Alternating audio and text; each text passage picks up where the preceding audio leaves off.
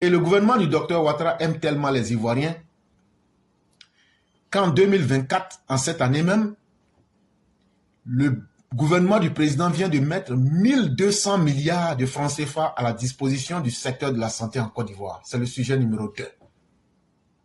Le gouvernement ivoirien met le paquet sur la santé de ses populations.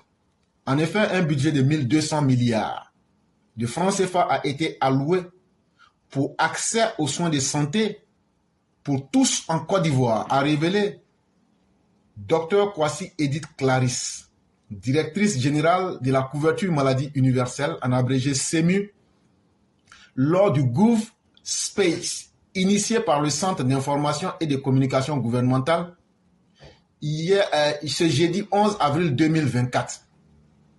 Comment on a fait pour savoir ça? Nous ne sommes pas des magiciens. Le gouvernement de la Côte d'Ivoire, ils ont un site d'information qu'on appelle le Centre d'information et de communication gouvernementale. On appelle ça CICG. Là-bas, là, eux, ils parlent gros français. Gros français, là, nous, on ne comprend pas. Ce qui fait que quand ils parlent, là, tout ce qu'on entend, c'est ouh. Hey. Vous alignez les mots français, gros français, CICG. Nous, on ne comprend pas.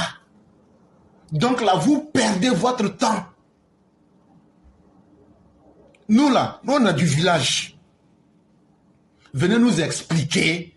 Le gouvernement a donné 1200 milliards pour qu'on puisse se soigner. Ça veut dire quoi? Est-ce qu'on va diminuer le prix des médicaments?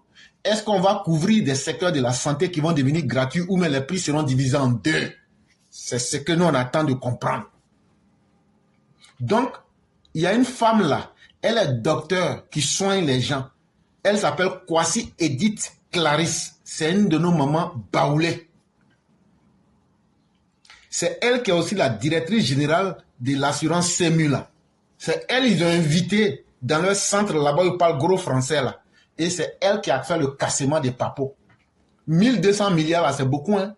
1 milliard là, c'est 1000 millions. Quand on dit 1 million là, tu prends son 1000, c'est ça qui fait 1 milliard. Et puis on ajoute 200 millions dessus. Le gouvernement dit, on va prendre ça pour soigner les Ivoiriens. Mais ça va se passer comment? Cette initiative s'inscrit dans la vision du président Alassane Ouattara d'une Côte d'Ivoire solidaire où la santé est accessible à tous. Attention, quel était le programme du gouvernement en 2020? Une Côte d'Ivoire solidaire. On a expliqué ça si tout le monde a compris. Le gouvernement dit, dans le sens de soutenir tout le monde, l'argent qu'on s'en va prendre avec les blancs là, il faut aussi qu'on pense à la santé des Ivoiriens. Il faut aussi qu'on soigne les Ivoiriens. Il faut qu'on soit solidaire des Ivoiriens. Les Ivoiriens là, la santé ça coûte cher. Comme la santé coûte cher là, le gouvernement a pris 1200 milliards, ils disent là, on va mettre ça dans santé. Et c'est Alassane Ouattara qui a décidé de cela. Pour que la santé soit accessible à tous. Pour que tout le monde puisse se soigner sans trop dépenser. Pour ce faire, le gouvernement a mis en place des dispositifs conséquents pour l'amélioration du plateau technique sanitaire sur toute l'étendue du territoire national. Donc, ça ne veut pas dire que, comme on dit, il y a 1200 milliards là. Ça veut dire que moi, Zoku, avec Zolio, et puis maintenant Marshal Koulibaly, Alexandre Aoussou, Oumarou Koulibaly, on doit aller s'arrêter pour dire, ah, comme on dit il y a 1200 milliards là, on est combien d'Ivoiriens? Partagez, si c'est 300 francs là, donnez-moi mes 300 francs. C'est pas comme ça. C'est pas comme ça. Comment l'argent sera utilisé? L'une des stratégies là, on parle des dispositifs, des plateaux pour améliorer le plateau technique sanitaire, c'est ce que je voulais dire. Plateau technique sanitaire là, ça veut dire quoi? Nous on a dit, gros français, ça ne nous intéresse pas. Plateau technique sanitaire là, sur toute l'étendue du territoire, ça veut dire dans les 1200 milliards là, dans les 1200 milliards là, on va prendre, on va regarder nos mamans qui ont besoin d'appareils de gynécologie. Si on paye un appareil de gynécologie, ça fait partie du plateau technique sanitaire. Toi qui as toujours dents carriées, on dirait Laurent Gbagbo, quand on va payer un lit de dentiste avec tout l'appareil là, ça aussi c'est plateau technique. Quand nos mamans accouchent là, l'ensemble des objets qui sont utilisés et autres là, ça aussi on appelle plateau technique. Quand tu as mal aux yeux et puis tu vas à l'hôpital général et puis on met ton œil dans la machine là, ça on parle, nous on parle français simple. Mais si vous voulez aussi parler gros français là, on est prêt aussi. Mais nous on explique à nos parents pour qu'ils comprennent très bien. Là comme ça, personne ne peut les tromper. Sinon on ne prend pas un pour mettre dans la machine. Mais c'est comme ça que nos parents comprennent. Quand tu vas à l'hôpital là, on prend ton œil, on dit machine là, il faut mettre ton œil dedans, tu regardes. Et puis maintenant, ça aussi là, c'est plateau technique. Ah non, moi j'ai mal au ventre. Oh. Zolio, la dernière fois là, elle était fâchée, elle a mangé gravier. Maintenant là, son ventre là, on doit faire opération. On va faire comment? Quand elle va aller à l'hôpital central de Gagnois là, avec sa tête, on dirait Corosol là. En fait, ils ont fait boucle sur sa tête. Mais comme sa tête est un peu petite et puis même elle en forme comme une vraie gobetée là. Ça fait qu'on ne voit pas bien sa tête là, mais les boucles là, on voit ça. Donc ça fait que son visage ressemble à Corosol, mais ne vous moquez pas d'elle. C'est la plus belle de notre village. Quand on allait maintenant à Gagnois là, on dit comment on va faire pour la soigner. On dit, il faut qu'on fasse un lit médical pour pouvoir l'opérer. Ça là aussi là, tout ce qu'on a mis à côté pour pouvoir opérer Zolio là, et puis elle a survécu là. Ça aussi on appelle ça plateau technique. Donc, si tu as bien compris ça, on va prendre une bonne partie de cet argent-là pour payer le plateau technique sanitaire. Et on va installer ça partout en Côte d'Ivoire. Ça veut dire, je n'aurai plus besoin de quitter Boaké pour aller me soigner à Abidjan. Je n'aurai plus besoin de quitter Tengrela pour aller me soigner à Korogo. Je n'aurai plus besoin de quitter Odiéné pour aller me soigner à Boaké. Ça, c'est un premier avantage. Il y a eu un état des lieux du système de la santé en 2016 et un budget conséquent de 800 milliards de francs CFA au départ et maintenant qui avoisine les 1200 milliards de francs CFA pour mettre à niveau les plateaux techniques et les équiper, a indiqué la docteure Kwasi Edith. Il y a des gens qui disent la docteure. Le français a évolué, on n'est plus au XVIIe siècle. Voilà, donc on peut dire ça aussi. Et donc, le gouvernement depuis 2016 s'est rendu compte que notre plateau technique là, quand tu vas dans nos hôpitaux là, tout ce que tu vois là, c'est les murs. Quand tu es dehors, tu penses que c'est joli, mais quand tu rentres dedans là, c'est désert médical. Et donc, depuis 2016 là, le gouvernement a commencé le travail. Ils ont commencé le travail, ils ont commencé à équiper. Et maintenant, on va atteindre les 1200 milliards de francs CFA qui seront mis dans les équipements. Conscient que la santé est un bien que tout le monde veut avoir parce que c'est un droit fondamental, la directrice générale de la CMU a également souligné l'importance des ressources humaines en santé. Mais même si on construit l'hôpital, on a mis plateau technique. Ceux qui sont là, s'ils ne sont pas formés, mais ça lui est venu ici, avec sa voix d'Amazon là. Ils ont frappé une femme. Et on dit, il ne faut pas toucher la femme là. Il ne faut pas toucher ma blouse. Il ne faut pas faire ceci. Je suis fâché.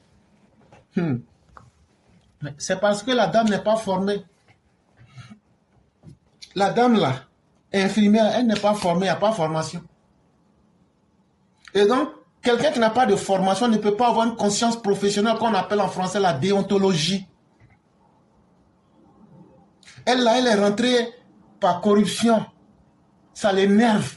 Quand quelqu'un vient comme ça, là, elle est fâchée. Elle voit les gens en mangement. Comment je vais faire pour manger dans chacun des clients qui vont passer dans un hôpital public? Parce que moi-même, là, la société n'a pas pitié de moi. J'ai payé pour rentrer à l'UNFAS. Pourquoi je vais avoir pitié des patients? Voilà ce qu'est devenu la société ivoirienne. Donc, une partie de l'argent va former les agents de l'UNFAS, l'Institut national de la formation des agents de la santé. Ainsi, des réformes sont en cours au niveau de l'INFAS, dont la capacité sera multipliée par 3. Donc, l'INFAS, là, où on forme les agents de la santé là, on va agrandir ça 3 fois. Si on agrandit là, c'est pour aussi mettre beaucoup de personnes dedans. Ça veut dire qu'on va multiplier le nombre de personnes qui seront formées pour pouvoir s'occuper des personnes dans les hôpitaux ivoiriens. Ceci permettra d'accompagner la construction d'hôpitaux programmes et la création d'établissements de santé de proximité. Donc quand on va faire ça, non seulement on va augmenter le nombre de personnes, quand on va les augmenter là, on va leur dire maintenant là, vous allez aller même jusqu'à dans les petits villages, vous allez aller à Mample, vous allez aller à Lego Didier, vous allez aller à Zoukoube, vous allez aller à Tengrela, vous allez aller à Minignan, vous allez aller à Korogo, vous allez aller à Bunjali, vous allez aller à Tengrela, vous allez aller à Nassian. Et puis vous allez travailler là-bas. On va approcher la santé de nos populations. Tu ne sauras jamais que la santé est importante sauf le jour où tu auras une maladie. Et on va te dire, il faut parcourir 50 km. Avant d'arriver là-bas, là, tu vas mourir. Tellement tu vas souffrir là. Tu vas mourir sur la route. Là, on ne va pas dire tu vas mourir. On va dire tu vas mourir sur la route. Et c'est là maintenant, tu vois les gens qui reviennent au village. Il est mort. C'est Dieu qui a décidé. C'est faux. C'est l'incapacité du gouvernement, comme ceux de Henri Konan Bédié, comme ceux de Laurent Gbagbo, à créer des hôpitaux qui étaient proches des populations. Il y a beaucoup de personnes qui meurent. C'est Dieu qui décide de la vie. Mais il y a beaucoup de personnes qui meurent dans des conditions bêtes. Et le gouvernement a compris cela. Le gouvernement d'Alassane Ouattara. Et on va prendre aussi une partie de cet argent-là pour construire de nouveaux hôpitaux. Et on va prendre aussi cet argent-là aussi, une partie, pour faire des hôpitaux programmes. Ça veut dire quoi? Ce sont des hôpitaux, on va faire de nouvelles phases d'expérimentation. Quand je dis expérimentation, je n'ai pas dit on va aller faire expérience sur les gens. Hein. Ça veut dire on va construire ces hôpitaux-là.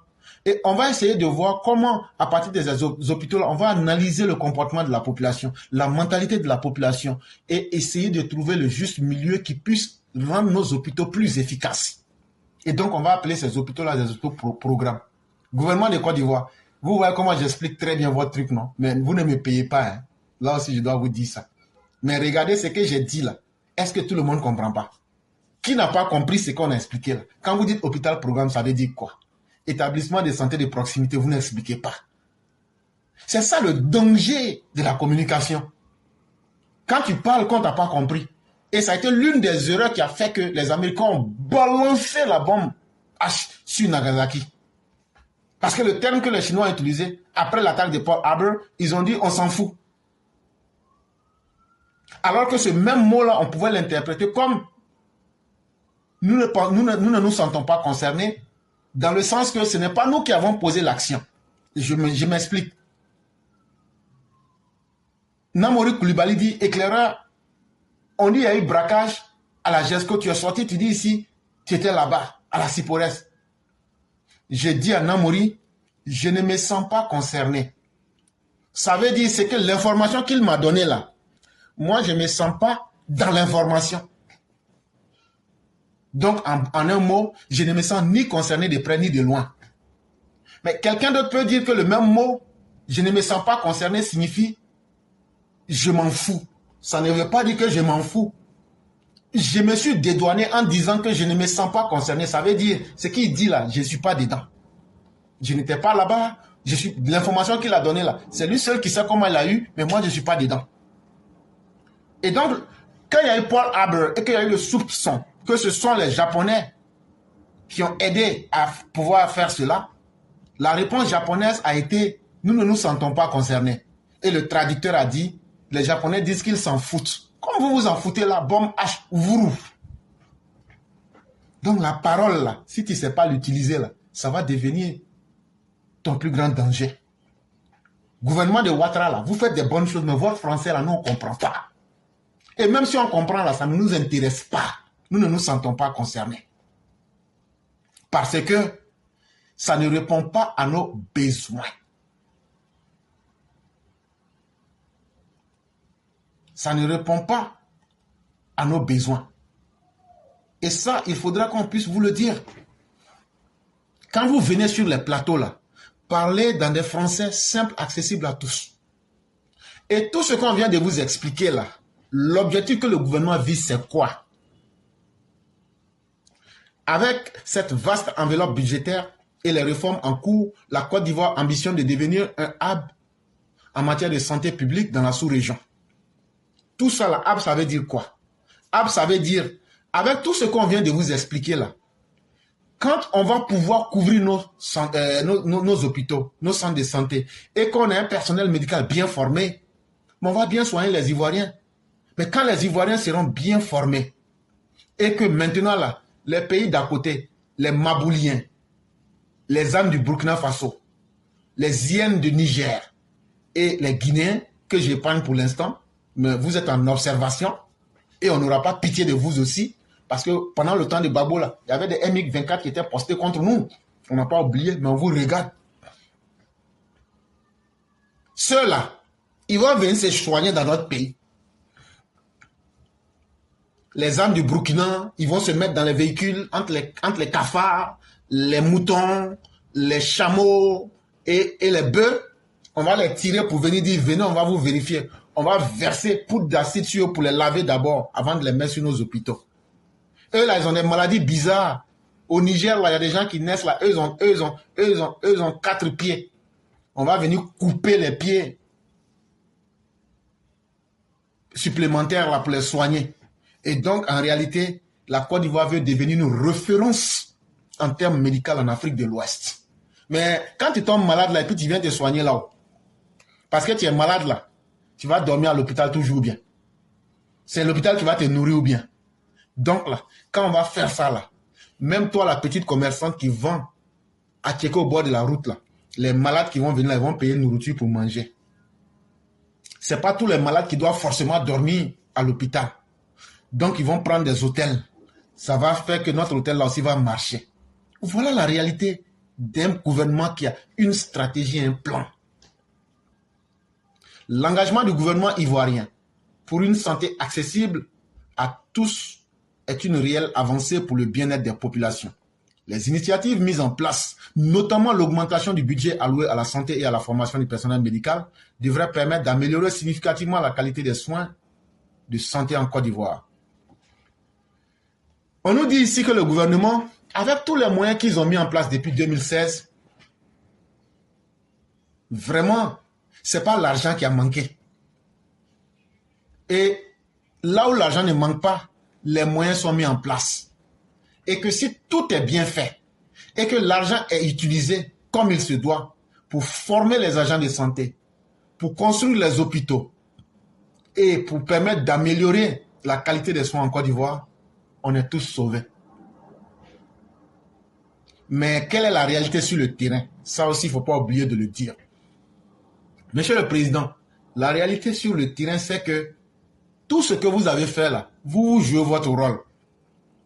Tout ce que vous faites là, c'est des réalités sur papier. Mais dans la réalité, quand on est confronté à ce qui est réel là, Monsieur le Président, est-ce que vous et moi ne sommes pas témoins ici qu'on a attrapé des gens à la PSP, la pharmacie de la santé publique, les médicaments que vous allez subventionner là, eux ils prennent, ils vont vendre ça à Roxy. Les prix d'un médicament qui devait être 1000 francs vont toujours demeurer 1000 francs. Dans les hôpitaux, les plateaux techniques sont là.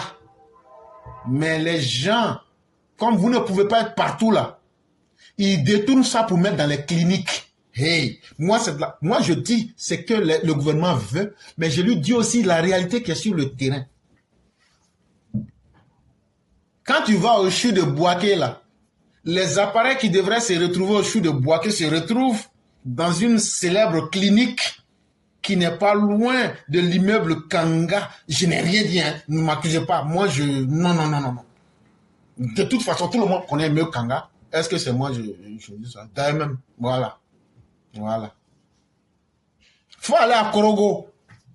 L'appareil qui devrait servir pour opérer nos parents là, ça est quelque part dans une autre clinique. Monsieur le Président, pendant trop longtemps, les gens ont profité de tout l'effort que vous mettez dans le système sanitaire pour le détourner à leur propre usage personnel. Ce que je dis là, je ne dis jamais rien sans avoir la main sur le truc. Et ce que je dis, même quand je plaisante là, c'est la vérité que je suis en train de dire. Il y a combien de cliniques à Abidjan aujourd'hui? Dès que tu vas dans un hôpital public, on va dans telle clinique. Ils ont signé des partenariats avec les cliniques. Et ils ont détourné le matériel là pour mettre dans les cliniques. Et les populations continuent de payer le prix fort. Quand on va dans nos pharmacies, la CEMU là, qui devrait subventionner les médicaments là, tu vas dans 10 pharmacies, c'est peut-être une pharmacie qui va accepter.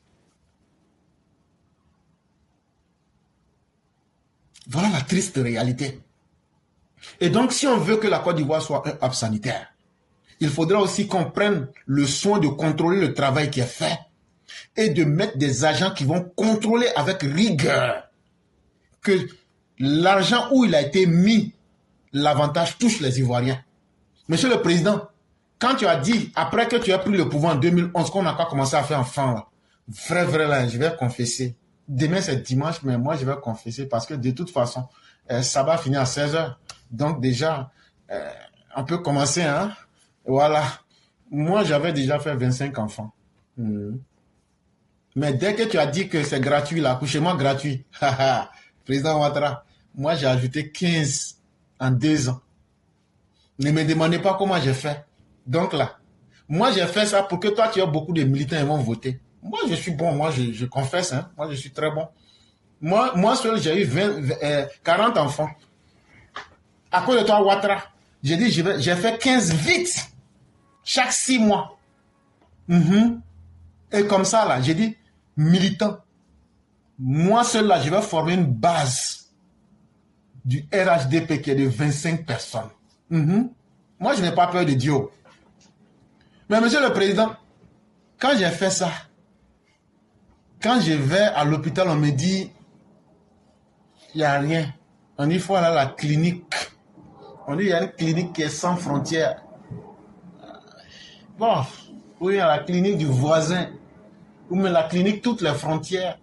Ou bien, Dieu. Je veux très bien ce que je suis en train de vous dire. Ce sont des vérités que je suis en train de vous dire comme ça. Hein? Et de toute façon, moi, je suis sorti zéro d'enfer là. Je suis allé dans clinico, jusqu'à les 15 enfants là, j'ai payé. Adama, on dit même il y a césarienne dedans encore.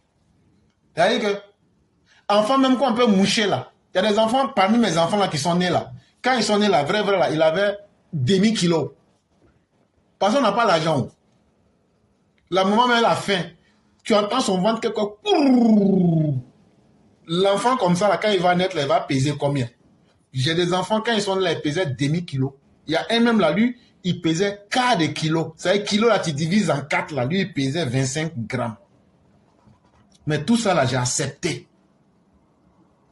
Mais l'enfant, quart de kilo là, lui encore, on n'a qu'à faire césarienne. Mais toi, un enfant même qui ressemble à un ballon de tennis, vrai là, ma femme là, si on appuyait sur son ventre là, l'enfant pouvait sortir par sa bouche.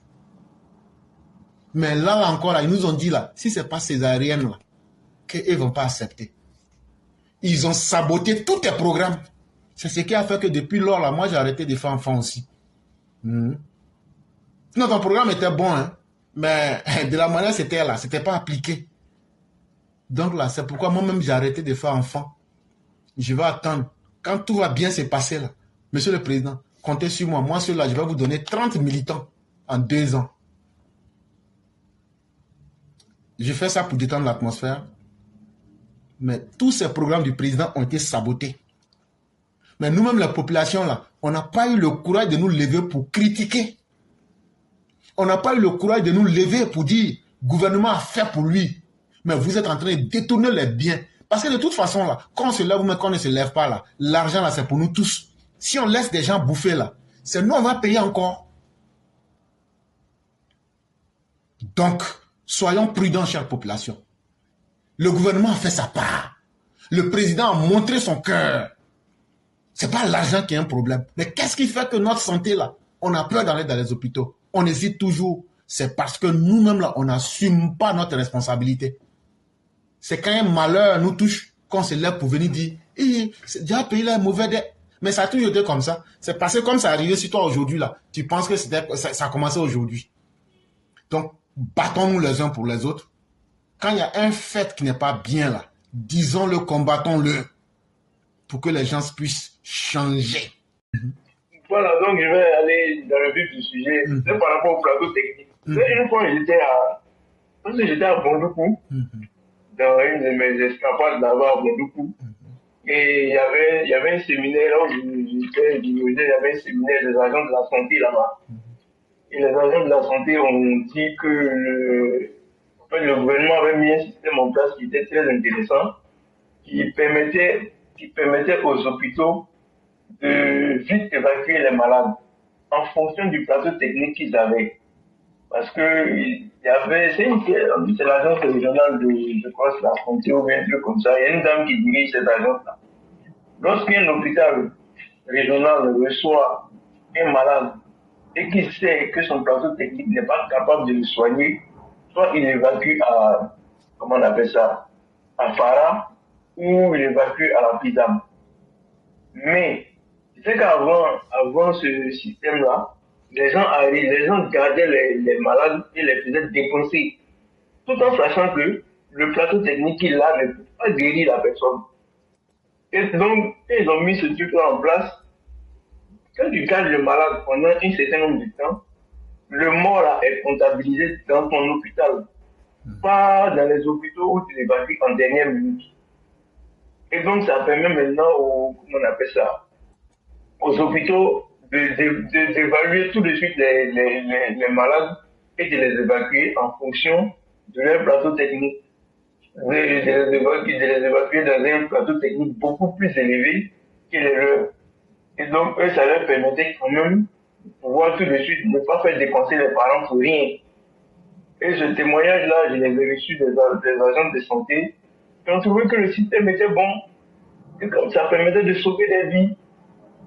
Donc, j'ai vu aussi que dans ce sens-là, l'État reconnaissait au moins ses difficultés ou bien ses lacunes et essayait quand même de sauver des vies. Donc, c'est ce témoignage-là que je tenais à apporter lorsque tu étais en train de parler des plateaux techniques concernant les hôpitaux. Donc, j'ai voulu partager ça avec les élèves de la classe pour leur dire que l'État, véritablement, est bienveillant. Même si ça ne se voit pas, même si les gens ne communiquent pas assez, parce que la faiblesse de notre gouvernement, le talon d'Achille, c'est la justice et puis la communication. On ne communique pas assez. Et quand nos militants voient les assassins se promener dans Abidjan et qu'ils ne sont pas en prison, tout le monde est choqué. Mais que veux-tu? C'est la bienveillance du vieux. Est-ce que le vieux a décidé, donc on a obligé de l'accompagner là-dedans et aussi d'expliquer. Donc je tenais aussi à évidemment parler de ça ce soir pour que les uns et les autres puissent aussi en parler autour d'eux. Vraiment, merci beaucoup le Premier ministre. Merci infiniment parce que c'est important qu'on fasse sortir ça aussi. Nous ne sommes pas des ennemis du gouvernement. Quand il y a des choses qui sont bonnes là, il faut dire, même si eux-mêmes ne communiquent pas dessus. Et ça, c'est ce qu'on a fait pour le problème de Baka, c'est ce qu'on a fait pour la santé. Et quand il y a des bonnes choses là, il faut le dire parce que ça peut d'abord aider nos populations. Par exemple, ce que vous venez de dire, si quelqu'un le sait, ça veut dire, si tu vas dans un hôpital et puis on garde ton malade là, il faut dire, c'est que le Premier ministre a dit là, il faut dire. Est-ce que vous savez que quand tu gardes un malade pendant un certain nombre de temps, parce que tu es en train de faire mangement sur lui, ça va être un problème pour toi. Et donc, chers parents, ce qu'on vous donne là, ce sont des choses qui vont sauver vos vies. Et donc, tenez en compte pour sauver vos vies et la vie de vos parents.